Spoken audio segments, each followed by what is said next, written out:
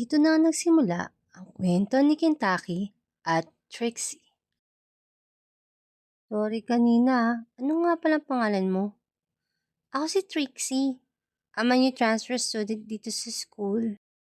Tara, selfie tayo. Nakakaya naman. Kakakilala lang natin eh. Okay lang naman. Ayaw mo nun, may day kita. O sige na nga. At nag-selfie na nga ang dalawa. At ito ang mga ilang litrato na kanilang nakuha. Makalipas ang ilang oras, tara, doon naman tayo. Magpicturan. Sang doon, wait lang. Tara, ka na. Wait lang, last selfie na lang tayo bago lumipat. Haha, mga babae talaga. Sige na nga.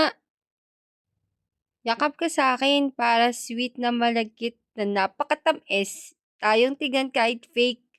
Sira ka talaga. Akala ko ba isa lang? Bakit pipicturan mo pa ako ng solo? Siyempre, iba pa rin pag ako'y nag-pic sa'yo. Pangit mo nga kuha mo eh. Ang blur.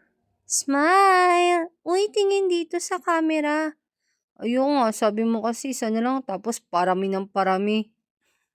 Ito naman, tantrums agad. Grabe, spoiled ka ata eh. Ayoko lang talaga na walang word of honor. Promise, nasa to. Wait, ayusin ko lang yung color mo. Abangan ang susunod na kabanata.